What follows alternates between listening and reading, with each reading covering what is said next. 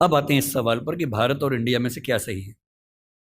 संविधान सभा में इस पर खूब बहस हुई थी। यह हमारे संविधान का अनुच्छेद 1 है और उसमें लिखा हुआ है India that is Bharat shall be A union of states.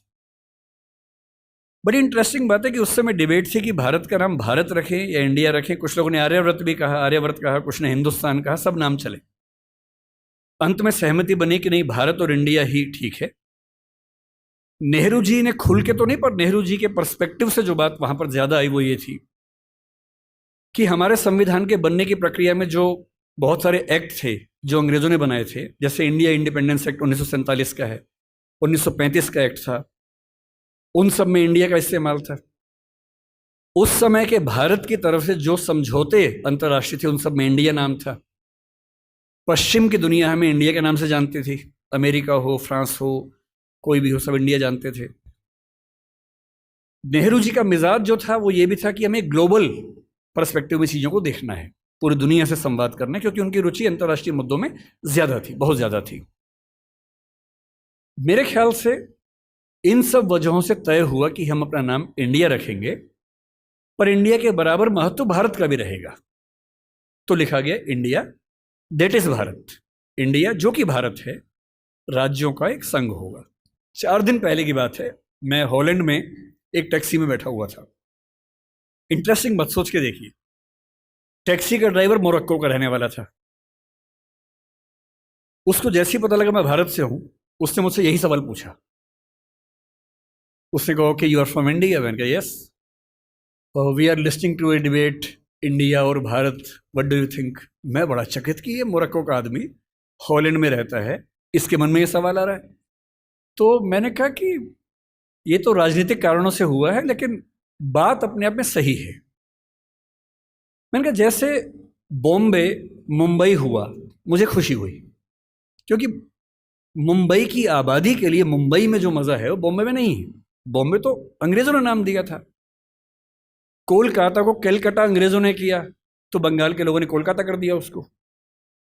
Delhi को दिल्ली के लोगों ने दिल्ली कर दिया, दिल्ली ही बना के रखा हुआ है, DILLI, ये होना चाहिए। काहे के दिल्ली भाई, हम क्यों दिल्ली बोलेंगे दिल्ली को?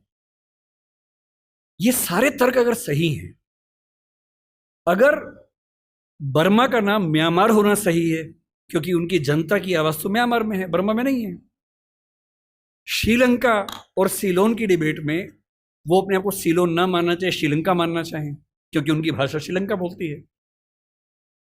तो मेरे मन में सवाल बड़ा साफ आता है कि भारत इंडिया क्यों होना चाहिए। मैं फिर स्पष्ट कर दूं, मैं सरकार के पक्ष में नहीं बोल रहा हूं, मुझे उनसे रत्ती भर मतलब नहीं, मैं एक विचार की बात कर रहा हूं। और मैं जब संविधान पढ़ाया करता था, अनुच्छेद 1 पढ़ाते हुए मैं हमेशा बोलता था कि मुझे चुभन होती है ये पढ़ते हुए कि इंडिया दैट इज भारत। दोनों ही लिखने थे तो भारत दैट इज इंडिया कर देते। अगर दोनों ही लिखने थे, ठीक है, दोनों रखें, क्या दिक्कत है। इंटरेस्टिंग बात इसके बाद है, मोरक्को के उस ड्राइवर ने उसके बाद पता है क्या कहा? हिंदी में अगर बताऊं, बोले अच्छा अच्छा ये मामला है, अब समझ में आया। फिर बोले कि बड़ी इंटरेस्टिंग बात है, हमारा नाम मोरक्को पड़ गया फ्रेंच लोगों की वजह से। मोरक्को के लोग मोरक्को को मगरिब बोलते हैं। और जब मैं सऊदी अरबिया गया, सऊदी अरब के लोगों ने मुझसे पूछा कहां से आए हो, मैंने कहा मोरक्को।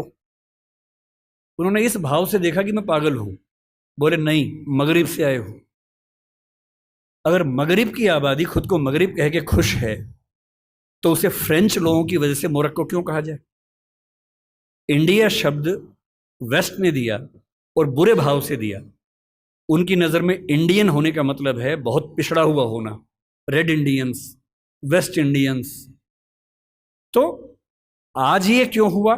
मैं समझता हूं कि राजनीतिक निहितार्थ है और उस राजनीति में मेरी रुचि जरा सी भी नहीं है, लेकिन ये आज हो या कभी भी हो, मैं इस पक्ष में हूं कि देश का नाम देश की भाषा में होना चाहिए और देश की भाषा भारत के पक्ष में है। आप इंडिया भी रख लीजिए, इंडिया दैट इज भारत के बदले भारत दैट इज इंडिया मेरी पहली पसंद होगी। मुझे इंडिया से दिक्कत नहीं है, पर भारत मेरी पहली मोहब्बत है।